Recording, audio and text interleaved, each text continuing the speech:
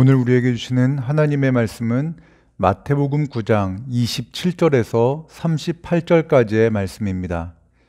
신약성경 14쪽에 있는 마태복음 9장 27절에서 38절까지의 말씀을 받들어 읽겠습니다.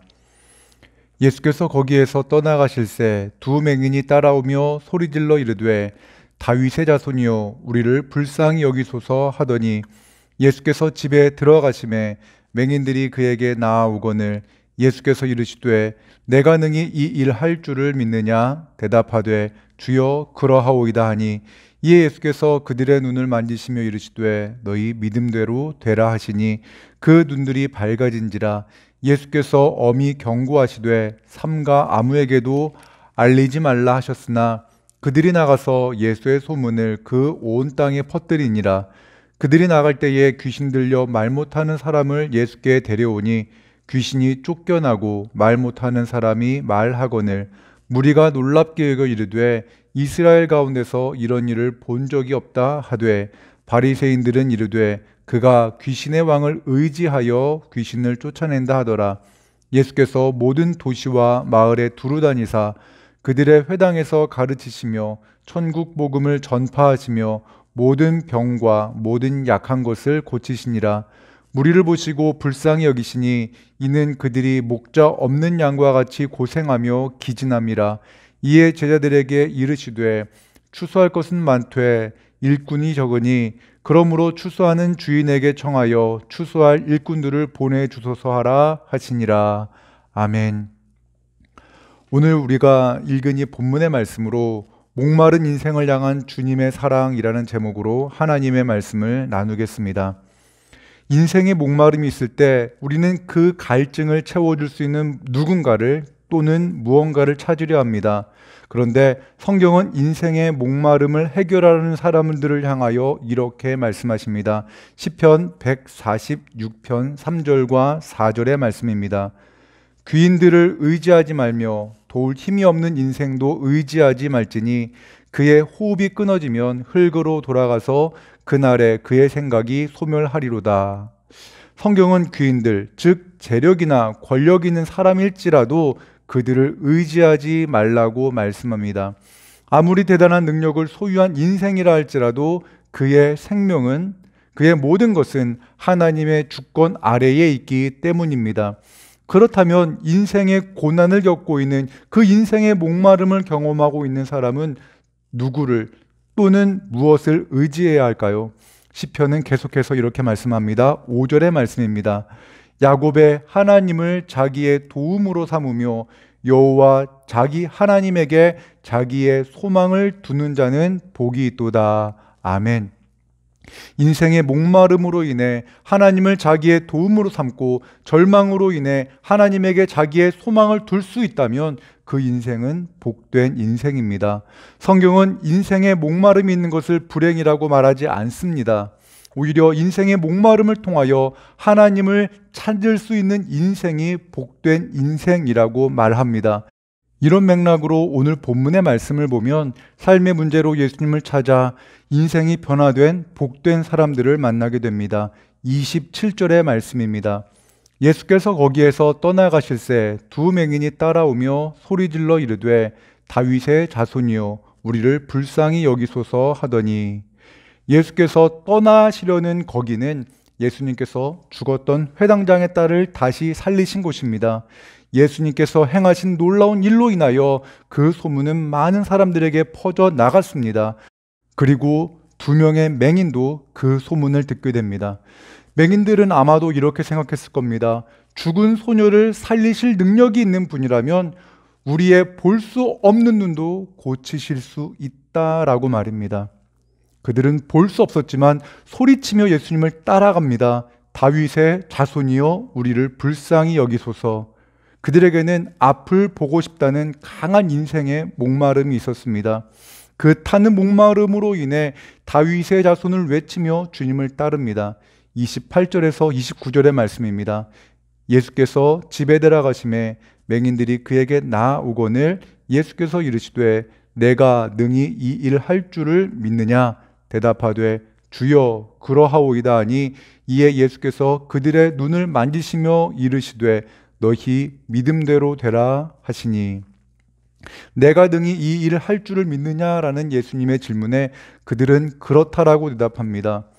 예수님은 그들의 눈을 만지시며 너희 믿음대로 되라고 말씀하십니다.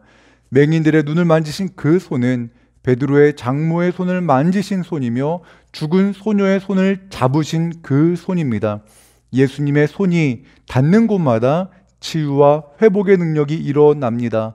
예수님의 그 손이 맹인들의 눈에 닿자 그들의 눈이 밝아집니다. 이 일이 있은 후 예수님께서 그들에게 이 일을 아무에게도 알리지 말라고 경고하십니다. 하지만 그들은 나가서 그들이 경험한 것을 온 땅에 퍼뜨립니다. 인생의 문제가 깊으면 깊을수록 그 문제가 해결될 때 누리는 감격은 클 수밖에 없습니다. 앞을 보지 못하던 그 맹인들은 자신들이 볼 수 있는 그 감격을 감출 수가 없었던 것이죠. 우리의 인생도 마찬가지입니다. 인생의 어둠이 깊으면 깊을수록 우리가 빛 되신 예수님을 만나게 될 때 느껴지는 감격은 클 수밖에 없습니다. 오늘 함께 말씀을 나누는 분들 중에 인생의 깊은 어둠과 고통을 겪고 계신 분이 계시다면 우리 함께 예수님께 나아갑시다. 주님의 그 치유의 손길이 우리의 손을 잡아주실 것이며 우리의 어두워진 눈을 만져주실 것입니다. 주님은 우리의 인생을 변화시킬 수 있는 유일하신 분이라는 것을 우리가 믿고 주님께 나아가기 원합니다. 인생의 목마름으로 인해 예수님께 나아간 또 다른 사람들이 나옵니다. 그들은 자신의 인생의 문제가 아니라 그 곁에 있는 사람의 목마름을 가지고 예수님께 나아갑니다. 32절에서 33절의 말씀입니다. 그들이 나아갈 때에 귀신 들려 말 못하는 사람을 예수께 데려오니 귀신이 쫓겨나고 말 못하는 사람이 말하거늘 무리가 놀랍게 여겨 이르되 이스라엘 가운데서 이런 일을 본 적이 없다 하되 앞에서 본 맹인은 자신의 인생 문제를 가지고 예수님께 나아왔다면 지금 보는 이 귀신 들려 말 못하는 사람은 예수님께 나아갈 생각이 없는 사람이었습니다.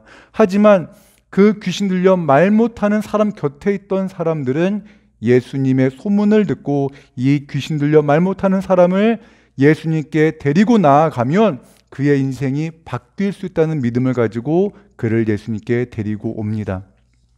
그가 예수님께 나왔을 때 귀신이 쫓겨나고 말 못하는 사람이 말을 하기 시작합니다. 그 말 못하는 사람의 인생 문제가 해결될 때 가장 기뻐할 사람이 누구였을까요? 그 말 못하는 사람과 자유롭게 대화할 수 있기를 기대하는 사람이 아니겠습니까? 누구일까요? 가족이 아니었을까요? 그를 사랑하는 친구 아니었을까요? 우리 곁에도 인생의 문제로 말문이 막힌 사람들이 많이 있습니다. 그들의 말문이 막힌 것이 비록 귀신에 의한 것은 아닐지 몰라도 인생의 너무나 큰 문제로 인하여 그들의 말이 막혀서 누군가와도 대화하기 싫은 그런 인생의 문제로 인해 힘겨워하는 사람들이 우리 주변에 있을 것입니다. 하지만 그가 예수님을 만나면 그의 입이, 그의 말이 다시 터질 것입니다. 단순히 말을 할 수 있는 능력을 얻는 것이 아니라 하나님을 찬양할 것입니다. 하나님께 감사의 기도를 올려드릴 것입니다. 이러한 은혜가 여러분에게 또한 여러분 곁에 있는 사랑하는 가족에게, 여러분의 친구에게 일어나기를 주님의 이름으로 축원합니다. 그런데 이 일을 지켜보던 한 무리의 사람들, 바리새인들은 이 일을 지켜보면서 이렇게 말을 합니다. 34절입니다. 바리새인들은 이르되 그가 귀신의 왕을 의지하여 귀신을 쫓아낸다 하더라. 바리새인은 예수님께서 행하신 일이 귀신의 힘에 의해 귀신을 쫓아냈다라고 말을 합니다. 바리새인들의 입에는 날카로운 칼이 있습니다. 예수님께서 행하신 모든 일을 부정하려고 합니다. 그 이유는 무엇일까요? 그 눈을 무언가 덮고 있기 때문입니다. 우리가 잘 아는 사도 바울, 그가 예수님을 믿기 전 그는 바리새인 중에 바리새인이었습니다. 그는 그리스도인을 핍박했던 사람입니다. 그런데 그가 어떻게 예수님을 믿게 되었습니까?